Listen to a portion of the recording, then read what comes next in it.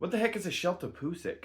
European glass lizards, also known as Scheltopusik or legless lizards, are a fascinating species of lizard native to southern Europe and Central Asia, and they're pretty famous for doing a really good snake impression. With a long body and no noticeable limbs, it's pretty easy to mistake this guy for a danger noodle proper, but there are some key differences. Going from front to back, let's start at the glass lizard's jaw. Unlike a snake's jaw that has two separate sides that can move independently, a Scheltopusik's jaw is pretty standard stuff. And that's because they have a very different approach to eating.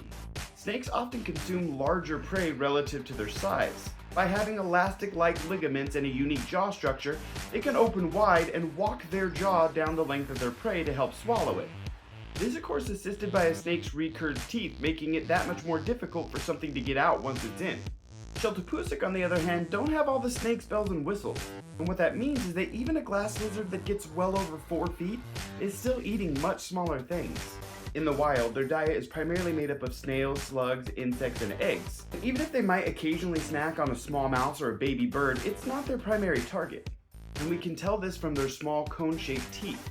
Perfect for cracking an egg or crunching a snail shell, but not so much for something that might really put up a fight. Snakes also lack external ears and eyelids, and most lizards have at least one of these features. Moving down the body, Scheltopusik internally have a small pair of vestigial arms. And down by their cloaca, they have a couple external tiny little nubbins, evolutionary leftovers that snakes lack. And they also have a tail that's much longer than is typical in snakes. And I can already hear you guys, aren't snakes pretty much all tail? Actually no, relative to their body size, snakes typically have fairly short tails.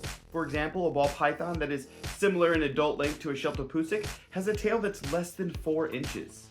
And by comparison, a European glass lizard's tail can be about 2 feet long, or nearly 50% of its total body length. Scheltopusik prefer to live in grasslands or shrub-covered hills, and they're also crepuscular, meaning that they're most active at dusk. And this helps them to avoid the extreme temperatures of both day and night, because in their home range, summer temperatures can get over 100 degrees in places. And they prefer drier habitats, but they tend to be more active in wetter weather. I've always been absolutely fascinated by these animals. So much so that I actually have one. These have been one of my bucket list pets since before the bucket list was even a thing. In fact, some of the pictures you've seen in this video are some of my very own legless lizard, Tom DeLong. And no, I'm not a huge Blink fan, I just really like funny names.